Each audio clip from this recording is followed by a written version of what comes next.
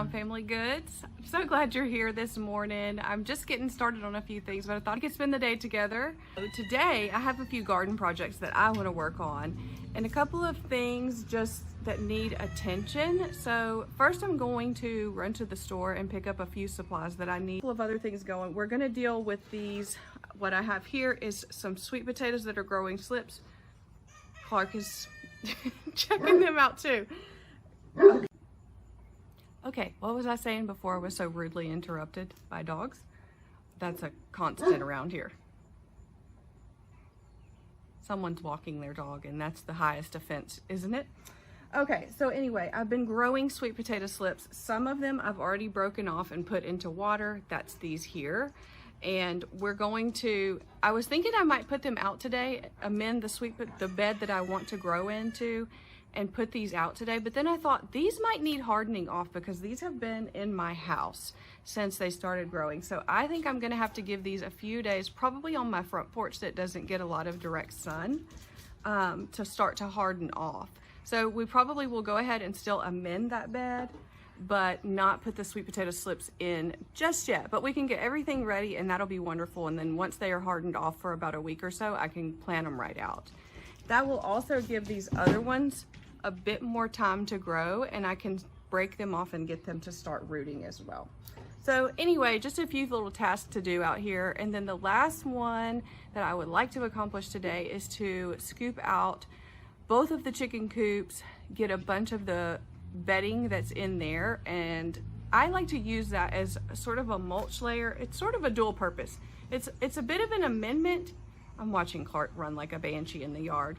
It's sort of an amendment and also a mulch. So I don't use it directly on my plants, but I will use it alongside them as more of a side dressing, and it really works nicely. Clark. You guys. There he goes, like a streak in the night. Okay. Let's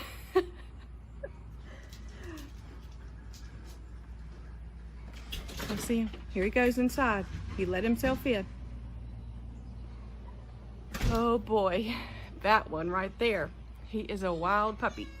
Okay, so anyway, that's what I'm up to today. So let's hang out, okay? Just hang out with me and we'll spend the day together and hopefully we'll get a lot accomplished, right? That's the goal every day. So yeah, first I'm off to the store to pick up a few things. All right, we are back from the store and I thought we'd do a little bit of a haul of what I got at the Home Depot. One of the best places, right? First, we'll start with this so that I don't forget about it. That is just some green tape for tying up your plants and things. I usually order this on Amazon, but since I was there, I went ahead and grabbed it at Home Depot because I am out right now. After doing all my tomatoes earlier this season, I definitely am out of that green tape, and it is so easy to work with. You can pull it off, you can cut it. You don't have to cut it though, so that's actually kind of nice too. I got a couple of those decorative pillows just for our front porch. I like to buy those when they're on sale, and right now they're on clearance. But all of their outdoor furniture and stuff is on sale right now at Home Depot, so I like to grab those when I see them. And then I got just some annual color type of stuff. This one here is called Moss Rose, and no sir, you're not having that. Clark's trying to take the pillows already. That's why I have to buy new ones, quite frankly, because he takes them and run. This one's called Moss Rose. I am going to replace a lot of the petunias that are already burnt out up on the back porch, and I thought this type of thing would be really good. It's sort of succulent style, and I think it'll be a lot more hardy for this heat that we have now. Then I got these plant stakes. This is what I'm working on today. I'm gonna try to get the peppers all staked. I got 4 foot because these will go well down into the ground and still be tall enough for the peppers to have a good support. And then I just got some organic raised bed soil. This is to amend a little bit the place that I want to put the sweet potatoes. And then also I'll use that when I redo those planters up on the porch and put those in. I won't need very much for that, but I'll have a little bit of soil on hand to do that. All right, now I'm just loading everything in, and I'll take it all down to the actual garden so I can get to work. And I probably don't have to tell anybody this at this point in the year, but it's extremely hot here in Louisiana. It's like over 95 or so every day. And you'll see even in this video that I have a couple of wardrobe changes, and I'm working on this stuff throughout a few days of the week because it's just too hot to do too much outside. Even this is early morning when I'm beginning, but I don't last very long. Okay, here we are at the bed that I want to amend for the sweet potatoes. You see how it's looking. It's in desperate need of assistance at this point. So I've got a little bit of work to do on the bed first before I can add the amendments. I'm going to weed it. I'm going to cut down the sunflowers. I'm going to add some the soil after we get it cleaned out and everything, and some amendments like some fertilizer amendments. So I'll add some bone meal and some other organic fertilizer to it before I put anything in it. And then we'll water it really good and mulch over it and just let it sit a few days while those sweet potatoes get ready to come outside, because those don't really need to be pretty hot sun out here. So we don't want to put them in the direct sun, otherwise they'll just get scorched and will die immediately. So we'll get the bed ready today, and then we'll be able to plant in a week or so probably. Okay, well, let's jump right in. I've got my big clippers here, and I'm going to just go ahead and cut back those big sunflowers that are laid over. This whole bed was sunflowers. I planted it all out with different varieties of sunflowers, and it looked really pretty for a while, and then everything started to get super tall and fall over. So I had already cut a bunch of the sunflowers back, and I left a few in there so that the squirrels could kind of take the seed heads and stuff, and they have. And now it's just time for them to go. So all of the things that I'm pulling out of the raised bed there, I'm throwing over into my compost pile. The chickens really dig around in that compost pile too. They turn it a lot. There's a few chickens that get into the garden despite my wishes that they wouldn't, but they still do. So now I am pulling up a chair, and I'm going to get to weeding here. And all of the things, again, that I'm pulling out, I just throw them all into my little wire baskets there and then dump it over into the compost pile.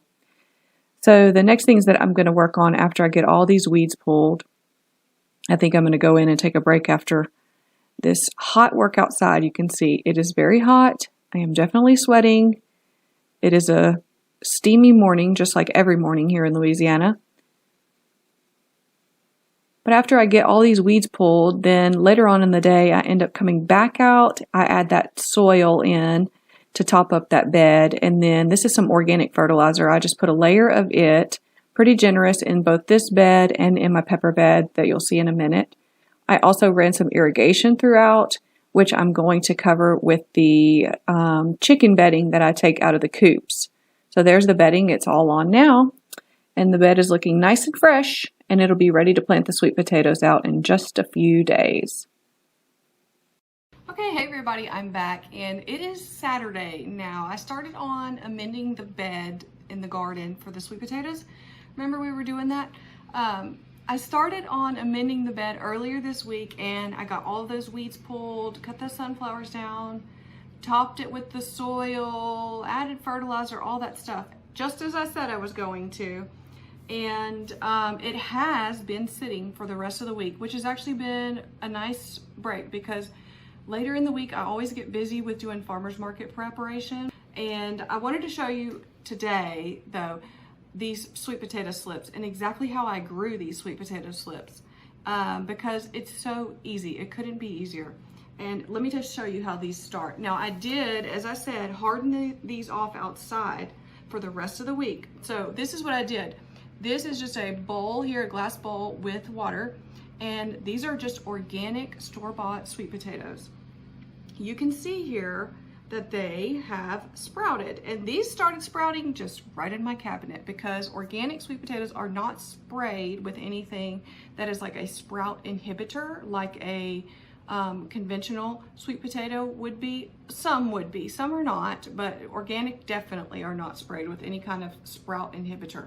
So they will sprout faster, that's for sure. Now I have lots of sweet potato slips because I put them into the this glass dish with water, and since then they've just been growing slips from any little spot that is a kind of an eye, it will start to grow a slip. You can see that there. And all you do with those sweet potato slips is break them off really gently. So all I've done since I've had these sprouting is just pick the little sprouts off and put them into their own thing of water, just like this. And you can see that some of these have really gotten quite large in the few weeks that I have been picking the slips off of the sweet potato. And what they do once you put them in the water, if I can pull one out of there for you, is they start to grow roots. And that's exactly what you want, obviously, to put into your sweet potato bed. Now, that said, you can put the slips into the ground without roots, just like this, straight off of the sweet potato.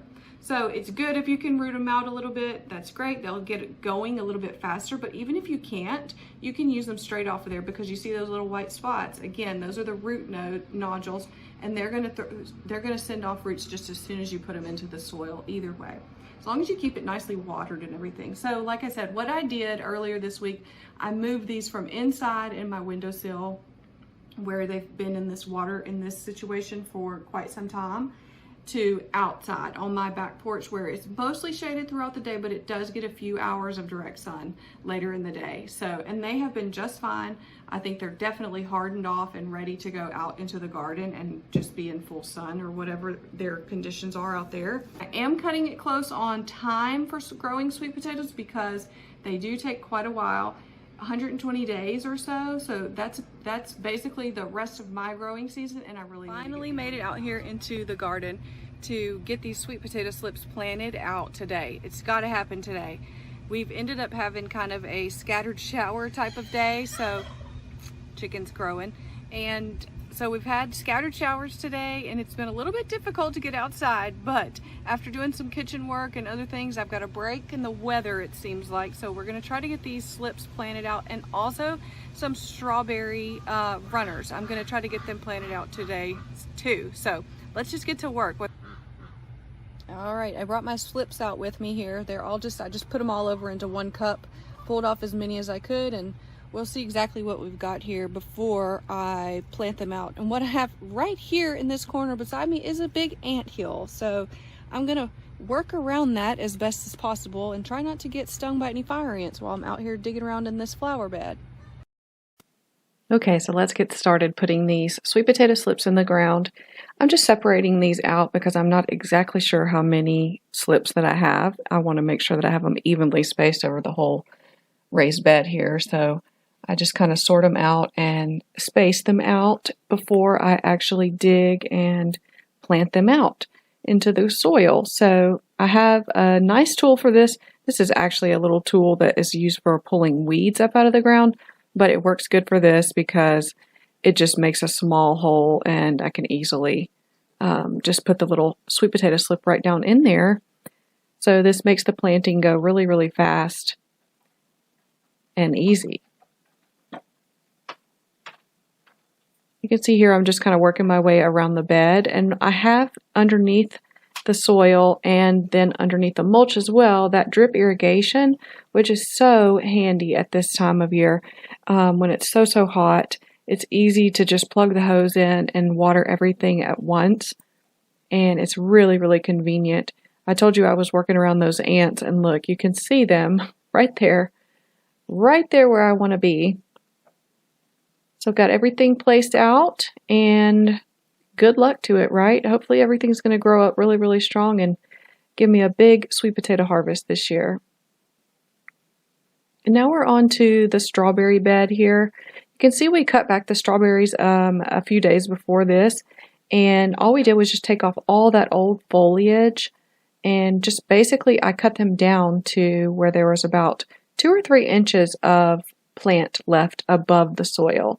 So you can see a few leaves on each plant, but most of the strawberry at this point is underneath the soil level, so you don't see too much. However, I will say that those strawberries have grown in the time, even just since we cut them way back. So what I'm trying to do today is just fill the rest of the strawberry bed with those strawberry runners that I cut off when I cut those plants back. And that's exactly how strawberries reseed themselves. They put off little runners, and they just the runner actually stays attached to it until the strawberry is really rooted and doing well, and then it sort of dies off on its own. But in this case, I just snipped those runners off of the plant. I put them in a bowl of water for about 3 or 4 days until I was ready to plant them out. And then now today I am just planting those out into the soil. So the only thing to be mindful of when you are planting out strawberries is that you don't plant them in too deeply. Strawberries really only like to be planted to the very, very base, or the very, very top of their roots. So don't put any soil over that crown of the strawberry, and leave a good bit exposed above the soil level. So I'm just trying to be really careful when I'm planting these out today to not plant them in too deeply, and hopefully they're going to be really healthy and make the rest of this bed fill out with strawberries for the next year. I would love to get more strawberries. We got tons of strawberries out of the plants that we did have this year, but it would be great to have more, right? So I'm just taking my time to plant all of these out today. And it's a good day for this because we get some rain later in the day. It's kind of a thunder showery day, so I'm working in between those thunderstorms and getting this work done, and hopefully everything's going to get watered in for me without having to do too much more myself. All right, so great success. It's hard to see with the light out here, but we got the rest of everything planted out, all the little runners that I had. So hopefully they're going to take. Maybe they'll get a nice rain this afternoon, and that'll really help them out.